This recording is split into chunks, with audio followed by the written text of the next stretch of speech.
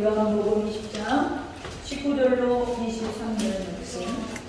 이날 곧 안식 후 첫날 저녁 때에 제자들이 유대인들을 두려워하여 모인 곳의 문들을 닫았더니 예수께서 오사 가운데 서서 이르시되 너희에게 평강이 있을지어다. 이 말씀을 하시고 손발로 그를 치시니 제자들이 주를 보고 기뻐하더라. 예수께서 또 이르시되 너희에게 평강이 있을지어다. 아버지께서 나를 보내신 것 같이 나도 너희를 보내노라. 이 말씀을 하시고 그들을 향하사 손을 내밀어 이르시되 성도를 받아라. 찬입니다. 너희가 누구의 죄든지 사하면 사여질 것이요 누구의 죄든지 그대로 두면 그대로 있으리라 하시니라. 아멘.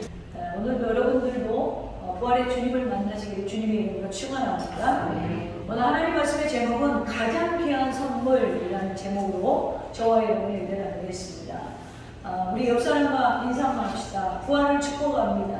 부활을 축복합니다. 당신도 부활의 성도입니다. 여러분들도 부활의 성도인 줄로 믿습니다. 우리 예수님의 부활은 첫 열매 되시고 그를 믿는 자마다 마지막에 다시 살 것을 고백합니다. 여러분, 이 신앙이 없으면 기독교는 희망이 없어요. 그리고 이 좋은 날 주님 앞에 나올 필요도 없죠. 우리 이것을 믿기 때문에 세상의 어떤 것보다도 이 시간을 귀하게 여기고 감사하는 줄로 믿습니다. 정말 부활은 우리 그리스도인들에게서는 너무나 귀한 선물입니다. 요한복음 11장 25절에 보면 예수께서 이르시되 나는 부활이요 생명이니 나를 믿는 자는 죽어도 살겠고 라고 말씀하셨어요. 나를 믿는 자는 죽어도 살겠고. 우리 기독교는 내세의 소망이 있습니다. 그렇기 때문에 어떤 상황에도 절망하지 않을 수 있죠. 그러므로 오늘 예수님의 값진 희생으로 주어진 부활의 영광이 임하기를 주님의 이름으로 축복합니다.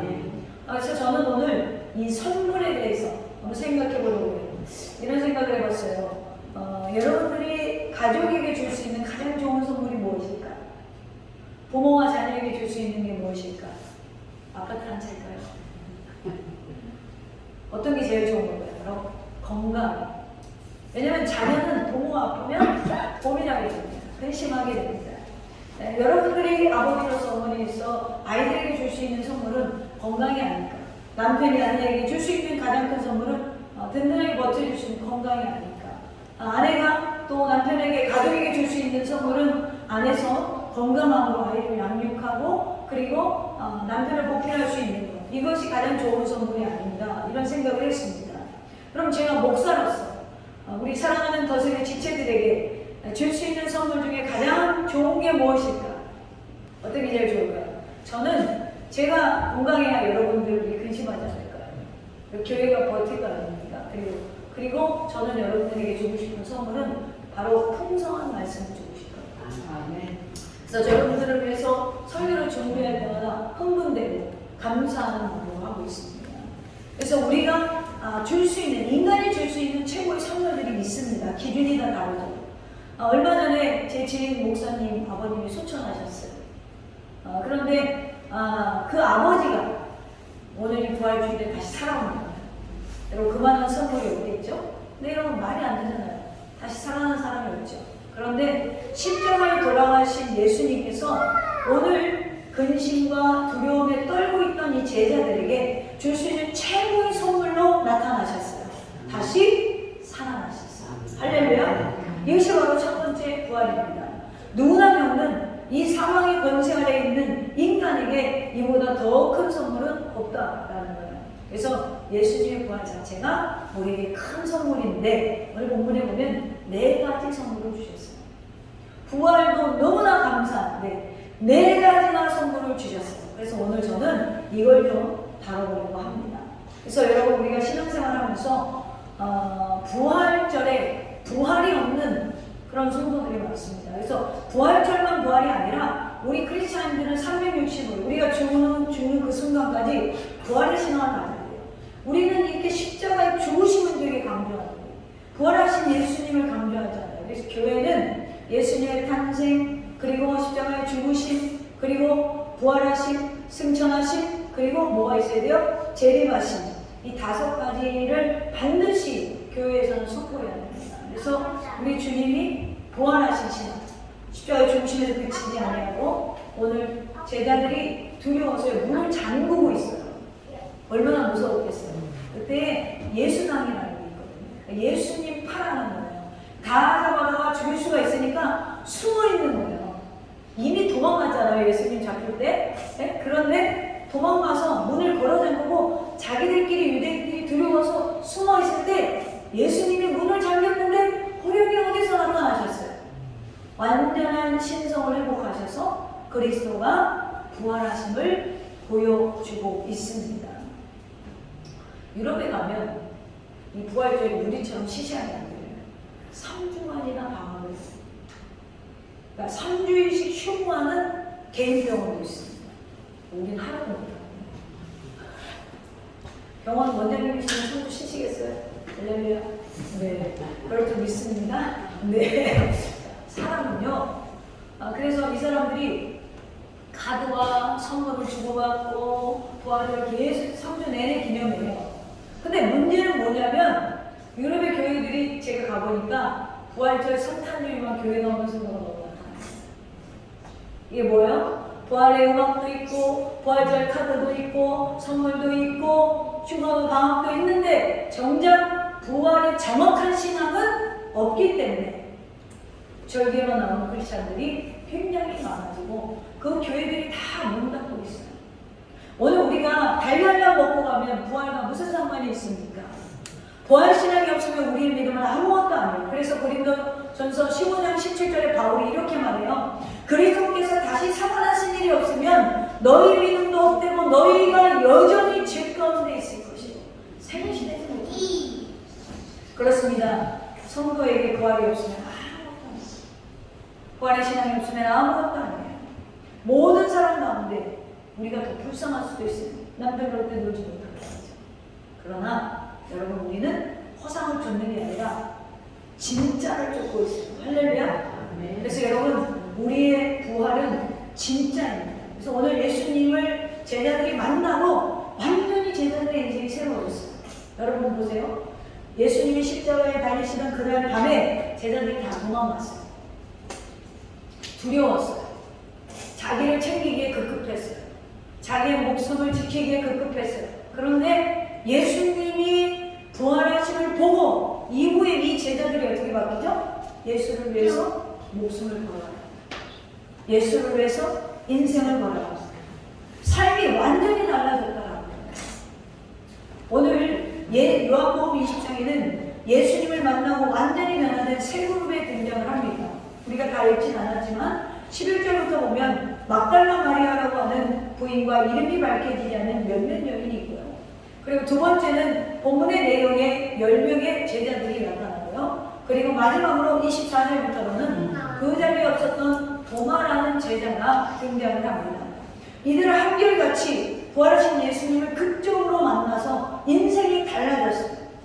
부활하신 예수님을 만난 다음에 그들이 완전히 다른 사람이 되었다는 거예요. 오늘 그들에게 4가지 선물을 주십니다. 오늘 동일하게 우리에게도 이 선물을 주시는 줄로 믿습니다. 할렐루야. 그래서 오늘 가장 귀한 선물이라는 제목으로 어떤 선물을 제자들에게 주셨는지 자세히 살펴보는 시간이 갖고 여러분도 그 선물을 담고 세상 밖으로 나가 승리할 수 있기를 주님의 이름으로 축원합니다. 첫째로 받은 건 평강의 선물이에요. 평안을 너에게 주노라 세상이 줄 수 없네. 세상이 줄 수 없는 평안. 왜죠? 오늘 주님이 드리는 평안은 사망 권세를 이긴 평안이에요. 여러분 여기 주님 앞에 자유로운 사람이 여기 누가 있습니까? 아무도 없어요. 그런데요 주님은 이 주님 앞에서 자유로우셨어요. 그리고 우리에게 말씀하시는 거예요. 죽음이, 세상의 슬픔이, 세상의 어려움이 너희에게 문제되지 않는다. 왜요? 부활의 천년을 내신 그리스도의 권세가 곧 우리의 권세가 되었기 때문입니다. 그래서 첫 번째 우리에게 주시는 것, 히브리어로 샬롬, 평강을 주셨어요. 여러분 샬롬이 오면 뭐가 사라지죠? 슬픔이 사라져요. 예수님이 십자가 지고 골고다를 행하실 때 그 뒤를 따라가는 사람들 가운데는 가슴이 찢어지며 슬피 우는 여자들의 큰 무리가 있었습니다. 사랑이 깊으면 슬픔도 큰 법이에요. 자, 그들에게 예수님의 죽음이 얼마나 컸겠어요. 이제 지금 십자가에 잡히러 돌아가시려고 가시는데 또 몸이 사지가 찢기셨잖아요. 예수님의 죽음이 큰 슬픔이었어요. 더군다나 예수님이 돌아가실 때 몇 시간 후면 안식일이기 때문에 시체를 데려다가 장사 지낼 시간이 불과 1시간밖에 남지 않았습니다. 아리마대 요셉, 니고데모, 몇 명의 여인들이 아무리 열심히 해도 예수님의 시신을 씻기고 향유를 바르고 배옷을 바르고 장사를 지내기에는 너무나 촉박했다는 거예요. 그래서 대강 장사를 진행했어요. 그래서 제대로 된 장례를 치르지 못한 안타까움이 오늘 여인들의 마음을 슬프게 했다는 거예요. 이 여자들의 무리 속에 누가 있었습니까? 막달라 마리아가 있었어요. 안식일이 끝나자마자 그래서 새벽에 마리아는 향품을 준비해서 갔던 거예요. 왜냐하면 예수님의 장례를 제대로 치르지 못했기 때문에 안식일이 지나고 나서 다시 한번 예수님의 장례를 기념하기 위해서 달려갔습니다. 그런데 무덤이 비어있어요. 가슴이 철렁 내려앉았겠죠. 이때 예수님이 말씀하십니다. 마리아야 마리아야 어찌하여 묻느냐 누구를 찾느냐. 그렇지만 마리아는 예수님인 줄 몰라요. 동산직인 줄 알고 대답합니다. 당신이 우리 주님을 옮겼으면 어디에 뒀는지 말해주세요 라고 15절에 말하고 있어요. 이때 주님께서 마리아야 라고 16절에 외치십니다. 이때 마리아가 평상시에 자신이 부르던 예수님인 줄 알았어요. 그는 평소에 듣던 낯익은 음성, 부드러운 음성, 사랑이 깃든 음성을 들었습니다. 여러분, 이 부활의 주님을 만났던 마리아의 슬픔이 깨끗하게 사라졌어요. 아멘. 여러분, 우리 인생이 얼마나 슬픈지 몰라요. 부모가 돌아가시고 사랑하는 이와 이별을 해야 되고 사고와 재난이 끊이지 않는 세상, 고난과 실패와 좌절과 재앙과 갈등과 미움과 증오와 질투가 정말 우리 인생을 슬프게 할 때가 너무 많습니다. 인생은 때로는 낮에도 슬픔과 걱정 속에서 움직여야 하고 밤에는 숨조차 크게 쉬지 못하는 슬픔의 감에 눌려서 살아갈 때 이때 주님의 음성이 들리는 거예요. 평안을 너희에게 주노라. 여러분, 주님을 의지하고 사는 자의 부활의 소망을 가지고 살아가기 때문에 슬픔을 잃어버리게 돼요. 또한 샬롬은요, 주님을 만나, 이 샬롬의 주님을 만나면 두려움이 사라집니다. 오늘 제자들은 두려움을 떨고 있었어요. 10명의 장년들이 문을 콕 걸어잠기고, 여기 뭐 제자들이 10명만 있었겠습니까? 예수님을 따르던 자들도 있었겠죠? 그때 콕 잠그고 있었다는 거, 그것만 봐도 그들이 얼마나 두려움이 떨고 있었는지 충분히 상상할 수가 있어요. 19절에 보면 이날에 곧 안식국 첫날에 그의 제자들이 유대인들을 두려워하여 모인 곳의 문들을 닫았더니 예수께서 오사 가운데 서서 이르시되 너희에게 평강이 있을지어다. 뭐요? 두려워서 누구를? 유대인들을 두려워해서 문을 닫았대요. 여러분 생각해 보세요. 예수님께서 예루살렘에 입성할 때 호산나라고 환호하던 이 백성들이 돌면에서 예수님을 십자가에 못 박으시오 라고 했으니 제자들이 얼마나 그 무리들이 무서웠겠어요. 그러니까 문을 걸어 잠근 채로 살아가고 있는 거죠. 그런데 평강이 있을지어다. 21절에도 너희에게 평강이 있을지어다. 이 말을 듣는 순간에 제자들이 어떻게 변했을까요? 그동안에 예수님 부인했던, 배신했던 그 무거움, 또 유대인들이 자신들을 죽일까봐 하는 그 두려움, 이 무게가 자기들을 짓누르고 있었을 텐데 그 공포가 완전히 사라졌어요. 여러분, 현실적으로 지금 많은 사람들이요, 두려움의 노예가 되어서 살아가요. 왜 그래요? 오늘 하루도 어떤 일이 벌어질지를 모르면서요, 우리는 내년을 걱정해요. 그러니까 제가 지방에 있을 때 보면 농사 짓는 분들도 많은데 올해 이제 씨앗을 심으면서 내년에 심을 것까지 걱정해요. 그러니까 이 걱정과 염려가 인생은 떠나지 않는 거예요. 이렇게 단순하게 사시는, 농사 짓는 분들이 보편적으로 단순하게 사시잖아요. 근데도 이분들이 근심이 끊이질 않아요. 또 그뿐이에요. 도시는 어때요? 언제 직장을 잃을지 모르고, 경제적인 어려움에 대한 공포가 있고, 언제 병에 걸리지 모르는 공포가 있고, 여러분 얼마 전에 터키에 지진이 나니까 우리나라가 어때요? 높은 데 살면 괜히 찝찝해. 두려움이 온 거예요. 여러분 제가 비행기 타면요 우리 가족은 사고가 날까 공포스러워합니다. 이게 뭐예요? 모든 인생이 두려워한다는 거예요. 인생은요 이렇게 사소한 일로 내가 쌓은 모든 것이 결정적인 손해를 입고 한순간에 무너져 내리지 못해요. 여러분 어떤 사람들은 코인 투자해놓고 요게 떨어질까 봐 돈을 잃어버릴까봐 두려워. 누가 투자하고 싶지도 않아요. 이런 두려움이 이 공포감이 누구나 있다라는 거예요. 욥이라고 하는 위대한 의인에게 권한이 오지만 욥이 이렇게 탄식합니다. 욥기서 3장 25절에 보면 내가 두려워하는 그것이 내게 임하고 내가 무서워하는 그것이 내 몸에 미쳤구나. 그러니까 평상시에 이런 것이 올까봐 염려하는 인생이었다는 걸 보여주는 거예요. 내가 두려워하는 그것이 내게 임하고 내가 무서워하는 그것이 내 몸에 미쳤구나. 나에게는 평온도 없고 안일도 없고 휴식도 없고 다만 불안만 있구나. 여러분 당대 의인이라고 칭함을 받았던 욥에게도 이런 문제가 있었습니다. 욥은 부자였죠. 성공한 사람이었죠. 10명의 남녀를 거느리고 누가 와도 부러워할 만한 위치에 있는 동방의 최대의 부자였고 인격자였고 의인이었고 지도자였습니다. 이런 그가 이처럼 복을 누리며 형통한 삶을 살 때에도 그 마음에는 뭐가 있었다? 내가 두려운 일이 있었다. 내가 이런 일이 있으면 어떡하지? 이런 일이 벌어지면 어떡하지? 이것이 현실이 됐다는 거죠. 오늘 예수님이 이렇게 두려워하는 인생들에게 찾아와서 말씀하십니다. 내가 평안을 주노라.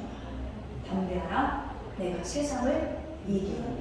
할렐루야. 네. 여러분 오늘 주님을 만나면 여러분 슬픔이 두려움 또 뭐가 사라질까요? 의심이 사라져요.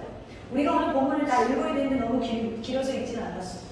24절부터 보면 누가 등장한다고요? 12제자 중에 하나로서 디드모라 불리는 도마는 예수께서 오셨을 때 함께 있지 아니한지라. 오늘 우리가 읽은 본문에 도마가 함께 있지 않았대요. 그래서 다른 제자들이 그에게 야 우리가 부활의 주님을 만났어 그랬더니 뭐라 그래요? 내 손가락을 넣고 그 손 못자국에 손을 넣으며 내 손을 그 옆구리에 넣어보지 않고는 난 믿지 않겠어.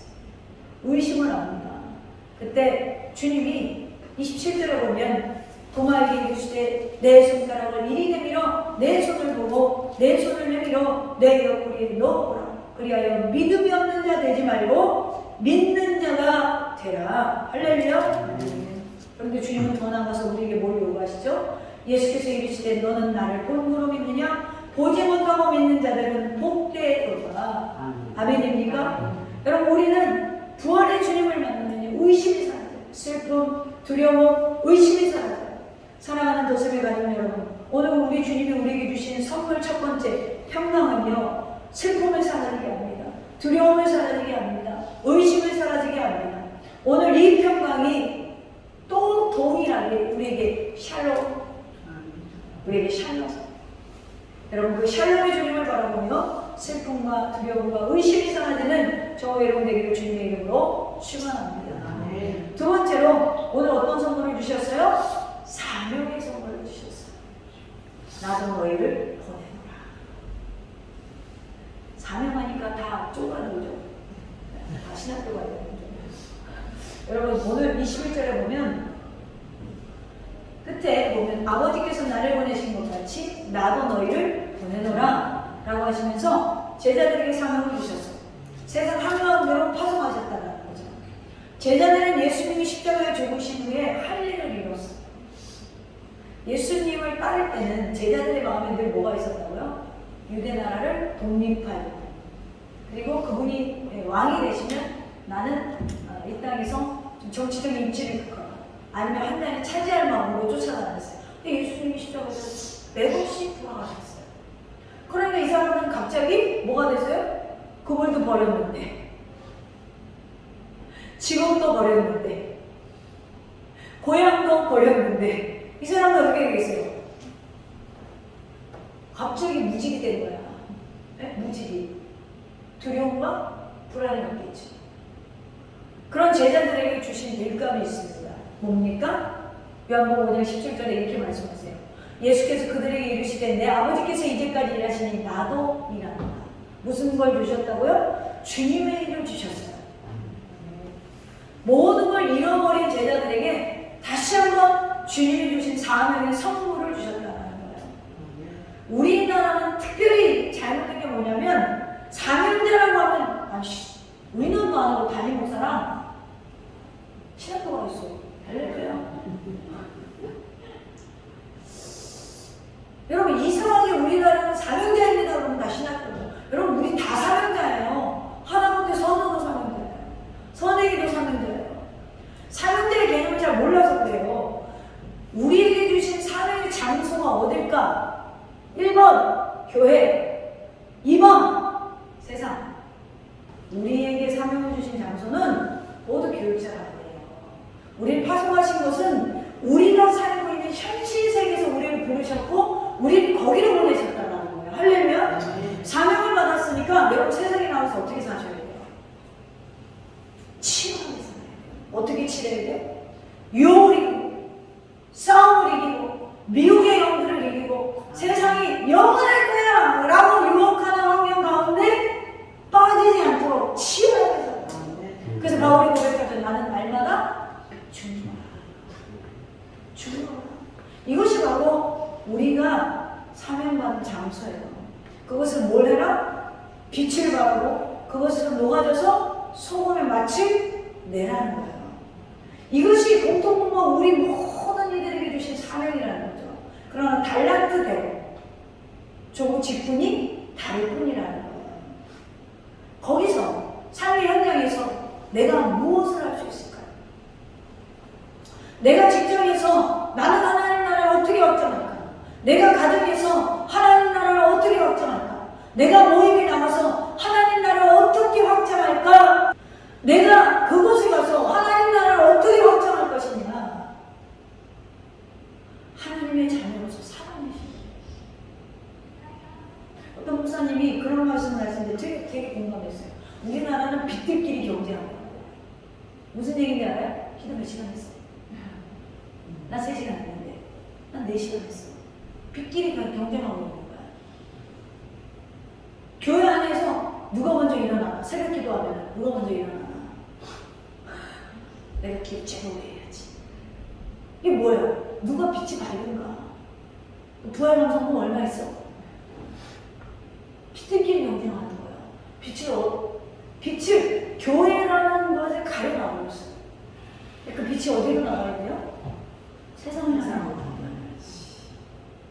믿지 않는 자들을 만났을 때 우리 빛이 그 빛은 뭐죠? 예수 생명. 예수가 드러나야 된다는 거예요. 내 안에 예수가 가득 차 있어야 돼요. 그래야 어떤 상황에도 예수가 나옵니다. 여러분 물을 담은 그릇을 치면 뭐가 나와요? 물이 나와요. 똥을 담은 그릇을 치면 뭐가 나와요? 뭐가 나와요? 똥이 나오죠. 우리 안에 원망과 불평과 이런 감정적인 것들 담으면 우리를 치면 언어로 뭐가 나와요? 나쁜 말이에요. 그런데 예수를 확 차면 우리를 칠 때 뭐가 나와요? 아 주님, 아버지, 이거밖에 안 나와요. 어떤 상황이에요? 그러니까 저는 옛날에 제가 신학생이면서도 어떤 분들 이렇게 보면 항상 어려워도 주님 감사해요. 뭐가 감사해요? 속으로 그러는 거야. 뭐가 감사하는 거야? 어떤 교수님들이 이런 분이 있어요. 문을 열고 들어오면서도 감사해요. 나가면서도 감사해요. 식당에 앉으면서도 감사해요. 일하면서도 감사해요. 저분은 도대체 뭐가 감사할까 궁금한 거예요. 똑같이 예수님 믿는데 저분은 도대체 뭐가 되면 저렇게 감사하지? 근데 나는 감사라는 단어가 1년에 한 번 나올까 말까 해. 할렐루야. 안 나오는 거예요. 아버지 데려가시고 그것도 부족해가지고 병에 걸리셔가지고 모든 재산을 다 가져가시고 돌아가시고 나니까 학교방에 나를 갖다 놓더라고요. 어머니가. 그러니까 엄마가 그때부터 원망스러운 거야. 근데 또 하나님의 일한다고 돈을 안 보내? 할렐루야. 등록금을 내야 되는데 돈을 안 내. 근데 오죽하면 유도를 했어. 등록금 내준다고 그래서. 할렐루야. 체육 선생님이 부르더니 야 너 운동하면 잘하게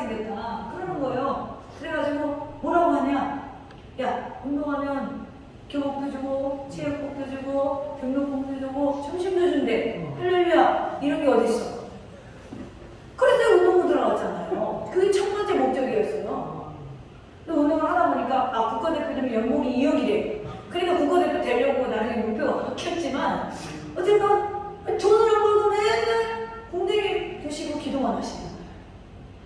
그러니까 내가 마음에 뭐가 있냐면 원망을 했어요. 난 맨날 해야 돼. 그때 당시에 이제 연수용 도복이 2만 원이고 선수용 도복이 7만 원이었어요. 지금 벌써 몇 년이에요. 30년 전 얘기하고 있는 거예요, 제가. 그러면 나는 도복 달라고 기도를 해야 돼. 다른 애들은 부모님이 다 빵빵해서 도복을 몇 개씩 사줘. 난 들어오지면 그날 밤에 와서 빨아야 돼. 지금 우리 어머니 그러시더라고. 하여튼 운동화 빠는 것도 부족해가지고 그 유도 도복은 되게 기치 두꺼워요. 이거 운동화 빠는 손을 빠는 거. 아주 도복이나 빠가 됐다고. 그게 돈이 없어서 그래. 여유 도복이 있어야 천천히 빨지. 들어오고 입을 수 없잖아요. 그러니까 마음에 뭐가 있는데 원망이 있었어요. 아, 하나님은 나한테 좋은 분이 아니야. 내 아버지를 뺏어가고 나에게 가난을 주고 우리 엄마까지 뺏어갔어.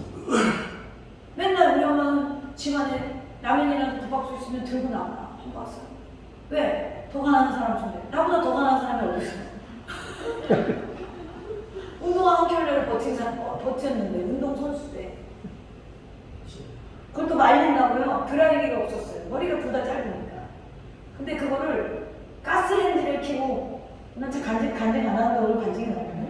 그 운동화를 말린 거예요. 어떻게 될게요? 그렇죠. 탔는데 기가 막히게 탔어. 안에만 탔어. 할렐루야. 운동화를 말렸는데 거치 타야지. 어떻게 속이 타? 이거는 기적이야. 후회만 기적이 아니야. 운동화를 분명히 이렇게 말렸는데 이 운동화 이렇게 발목 들어가는 데 있잖아요. 그 안내를 탄 거예요. 뛸 때마다 발목이 아파. 왜? 그게 폴리에스테르잖아요. 녹으니까 딱딱해져요. 플라스틱처럼. 양말 맨날 틀어줘. 할렐루야. 기가 막히게 하나님이 나는 안 쪽팔리게 해주시더라고요. 왜? 커튼 안 탔어.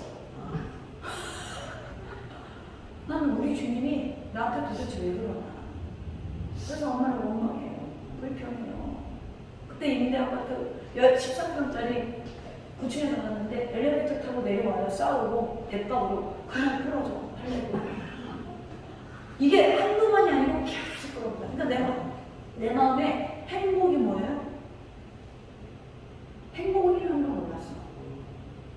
난 사춘기 때 행복이라는 걸 몰랐어. 그러고 나서 갑자기 돈 벌려고 하는데 신학교 가라고 아프게 하는 거예요. 그래서 신학교를 갔네? 그런데 난 하나도 감사한 게 없는데 어떤 목사님 보니까 문을 열고 감사합니다. 되게 못생겼어 그는. 근데 맨날 감사하니까 이뻐 보여. 귀여워 보여. 남자 목사님은 문을 닫아도 감사합니다. 안 닫아도 감사합니다. 일어나도 감사합니다. 뭐가 다르지? 나 모태신앙인데 3대째 예수님인데 뭐가 다르지? 나한테 우리 예수님은 안 주는 거예요. 그거밖에 안 보여. 근데 그분은요, 가만히 보니까요, 예수로 충만한 거예요. 그분이요, 성전 건축을 하다가 혼자 새벽에 그 건축 현장에 나와서 기도하시다가 3층 그 난간 아직 만들고 왜 3명만 이렇게 하는 공사현장 아시죠? 그러면 옆에 아무것도 없잖아요. 너무 졸려가지고요, 3층에서 지하로 모래 쌓는 대로 머리통이 박힌 거예요. 떨어져서. 가정동에 그 교회가 있어요, 지금도. 머리가 무거우니까 조이다가 피 떨어지는 거예요. 머리가 탁 바뀌면서 모래사장이 바뀌면서 이렇게 얘기했대요. 할렐루야. 왜 할렐루야요? 성전을 지으니까 그런 경험을 했다는 거야. 우리 같으면 어때요? 내가 주님을 위해 일하는데 날 왜 목을 부러지게 하시는가? 완전 다른 거예요. 왜죠? 난 이분이 부활의 주님을 만난 거야. 여러분, 제가 지금은요, 길을 가다가도 감사해요. 난 운전할 때마다 감사해요. 요즘에 우회전할 때 뭐예요 그거? 민식법인가 못생겼잖아요. 순간 아차하는 순간에요. 내가 분명히 내 신호만을 섰다라는데도 애들이 자전거 타다가 순간 비껴갈 때 있어요. 난 할렐루야예요. 왜요? 주님이 날 보호하고 있거든요. 주님이 그 아이를 보호하셨거든요. 그러니까 뭐가 만나니까 부활의 주님으로 가득 찹니다. 여러분, 오늘 그 주님이 우리에게 뭘 주셨다고요? 사랑을 주셨대요. 그러니까 치열하게 살아야 돼요. 어떻게? 3층에서 떨어져서 모래바닥에 머리가 박혀서 목에 디스크가 생기면 뭐 한다? 감사합니다. 네. 성전을 짓다가 경험한 겁니다. 아버지 하나님이 간증 권리를 주셔서 감사합니다. 하나님의 자녀로 어디서 살아니라? 여러분의 가정, 여러분의 직장, 여러분의 모임 속에서 살아가세요. 누가 돈 벌어보니까 귀가 막히더라고요. 여러분, 하나님의 자녀도 긍지가 있고 자존심이 있지. 그 문제는 주님 앞에 갖고 나오세요. 하나님, 나 너무나 돈이 없는데, 나 너무나 병이 들었는데, 그럼 주님 앞에 가지고 나와서 쇼부 치면 되지. 거기서 뭐 먹었더니 내가 허리가 나았대? 그랬더니 기억나.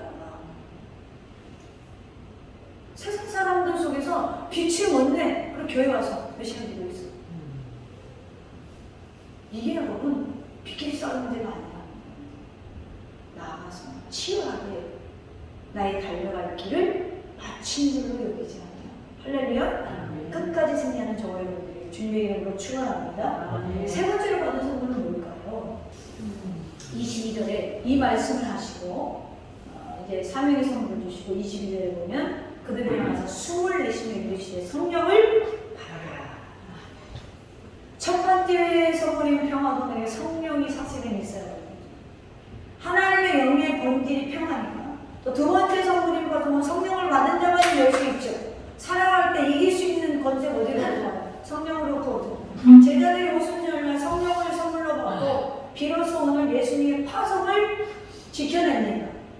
사도행전 1장 8절에 보면 오직 성령이 너희에게 임하시면 너희가 권능을 받고 예루살렘과 온 유대와 사마리아와 땅끝까지 이르러 내 증인이 되리라. 할렐루야. 우리 그리스도인들은 다 증인된 삶을 살아가는 거예요. 근데 그 증인의 확신이 어디서 와요? 성령으로 말미암아.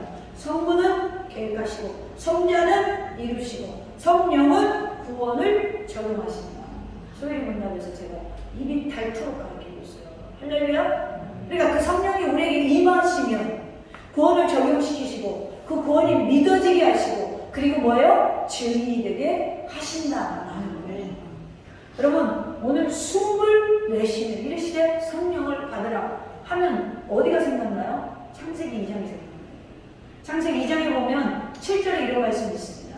여호와 하나님이 땅의 흙으로 사람을 지으시고 생기를 그 코에 불어넣으시니 사람이 생명이 된지라. 이게 언제 끊겼죠? 아담과 하와가 선악을 당하고 에덴에서 추방될 때 너는 흙이니 흙으로 돌아갈지니라. 끊어졌어요. 그런데 그리스도가 이 땅에 오셔서 다시 사망의 권세를 회복하셨어요. 누구든지 나를 믿는 자는 영생을 얻을 것이다. 할렐루야. 그런데 그 예수가 뭐라고 해요? 숨을 또 인간들에게 불어넣으시니 뭐예요? 성령을 받으라. 성령이 내주한 사람, 성령 세례 받은 사람 특징이 뭐예요? 거듭났다는 거죠. 천국을 소유했다는 거죠. 그리스도 예수의 사람이 됐다는 거죠. 하나님의 숨결, 성령이 들어와 새 생명을 얻게 됩니다. 그래서 이것을 보라 이전 것은 지나갔으니 새 것이 되었도다. 성령은 바람이요 숨이요 생명입니다. 성령이 할 수 있는 가장 위대한 일은 여러분을 살리는 거예요. 구원을 적용하시는 것이죠. 그래서 이 생명은 힘이 있습니다. 용기가 있습니다. 오늘 숨을 내쉬며 하는 말은 생명을 담아서 내뿜는 말. 그러므로 여러분, 우리는 세상에 나가서 뭘 내뿜어야 돼요? 생명이 담긴 말씀을 내뿜어야 돼요. 할렐루야. 말에는 사람의 생명이 있다고 그랬잖아요. 말의 생명을 담아서 영이 담긴 말은 영을 전하고 생명이 담긴 말은 생명을 전해요. 내 안에 뭐가 찼습니까? 생명이 있으니까. 우리 입술에 나오는 말은 뭐예요? 생명의 말씀이라는 거예요. 요한복음 6장 63절에 너희에게 이른바 내가 너희에게 이른 말은 영이요 생명이니라. 그 숨을 여러분 받으셨죠? 할렐루야. 그렇기 때문에 누가 그래요? 아, 목사님 내가 구원받은지 어떻게 알아요? 교회 나와 있으니까 구원받은 거예요. 문제 있을 때마다 주님 앞에 나가서 기도하니까 구원받은 거예요. 구원받았다고 세상이 변해요? 막 얼굴이 경만한데 그런 게 아니고요. 내가 어려운 때마다 주님을 찾는 게 구원받을 증거입니다. 왜요? 주님을 믿으니까 찾으시잖아요. 그러므로 세상에 나가서 주님을 믿는 여러분, 영혼을 살리는 역사가 일어나길 주님의 이름으로 축원합니다. 마지막으로 네 번째로 23절에 보면 어떤 선물을 주셨어요? 용서의 선물을 주셨어요. 너희가 누구든지 죄를 사하면 사하여질 것이고 누구의 죄든지 그대로 두면 그대로 있으리라 하시니라. 예수님의 네 번째 부활의 선물은 용서입니다. 예수님이 제자들이 누구의 죄든지 그대로 두면 그대로 있고 누구의 죄든지 사하면 사하여질 것이고, 용서는 거듭난 사람을 향한 하나님의 명령입니다. 사람이 생명을 가지고 가장 먼저 하는 일이 뭐예요? 죄 용서함을 받고 다른 사람들에게도 관용을 베푼다는 것이죠. 살아있는 자가 하나님은 사랑과 용서입니다. 우리가 육체를 입고 있는 사는 동안에 이웃을 내 몸과 같이 사랑하라. 심판을 이기고 죽음을 이기고 완전히 승리한 사람만이 용서할 수 있어요. 부활의 주님을 만나지 않으면 누구도 용서할 수 없습니다. 제자들은 자신들을 때리는 자들을 원망하지 않습니다. 자신들을 파형시키고 십자가에 매달린 자들을 원망하지 않습니다. 누굴 닮았어요? 그리스도를 닮았어요. 그래서 그들은 모두가 순교하게 됩니다. 사도 요한만 반모섬에서 계시록을 기록하게 하시려고 하나님이 살려주셨죠. 사랑하는 성도 여러분, 성경이 말하는 용서의 권세를 아십니까? 우리는 하나님의 믿어 죄 용서를 받았어요. 우리 교생교회 정도로는 이렇게 단순하게 얘기하지 말라고 그랬죠. 하나님이 용서를 해줬는데 어떤 걸 근거해서?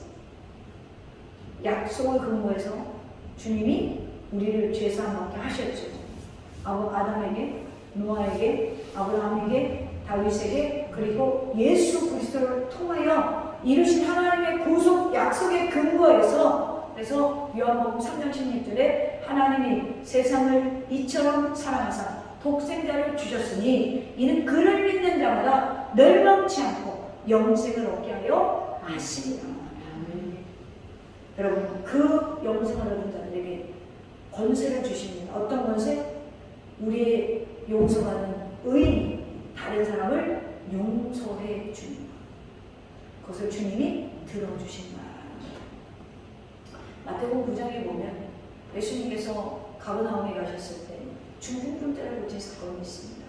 사람들이 중풍병자 한 사람을 침대에 누인 채로 예수님께 내렸죠. 그때 예수님은 그들의 믿음을 보시고 중풍병 환자에게 야, 기운을 내라! 이런 게 아니고요. 아들아, 내 죄가 용서함을 받았다. 그랬더니 일어나 걸어갔다. 이걸 우리가 기적으로만 보면 질병에서의 자유함이 왔다고 하지만 영적인 의미로 보면 뭐예요? 예수님을 모르던 자가, 사망의 권세 안에 눌린 자가, 저주와 가난이 끊기지 않는 그 하나님의 저주 아래 있던 자가 부활의 주님을 만나면 어떻게 됩니까? 예수 생명을 받으면 어떻게 돼요? 일어나 걸어간다. 라는 건 뭐예요? 또 다른, 거듭난, 중생, 새로워졌다. 그리스도 안에서 다시 태어났다라는 거예요. 할렐루야? 여러분, 얼마 안 가서 이 죄 용서의 권세를 누구에게 주는지 아세요? 마태복음 16장 19절에 보면 내가 천국 열쇠를 내게 주리니 땅에서 무엇이든지 내면 하늘에서도 매일 것이고 내가 땅에서 무엇이든지 풀면 하늘에서도 풀리리라. 이제 부활하신 예수님은 죄 용서의 권세를 모든 성령을 받는 믿는 자에게 주셨음을 믿으시기를 축원합니다. 너희가 누구의 죄든지 사하면 사하여질 것이요 누구의 죄든지 그대로 두면 그대로 있으리라. 아멘입니까? 사랑하는 도성의 가족 여러분, 우리에게 부활신앙이 있어야 우리가 이 세상에 평화의 사람이 되어지고 사명자로 살아갈 수 있고 부활은 세상에 생명을 주는 것입니다. 그래서 용서를 통한 화해를 가질 수 있다라는 거예요. 우리 십자가의 의미가 뭐죠? 상하, 위로부터 아래까지 하나님과 나와의 관계, 양옆으로 뭐예요? 사람과 사람 사이의 화평, 하나님과의 관계가 회복되어졌다면 사람과 사람 사이도 회복되어지게 되어 있어요. 이것이 성령의 열매예요. 부활의 신앙은 그래서 세상을 살립니다. 오늘 이 신앙을 회복할 수 있기를 주님의 이름으로 축원합니다.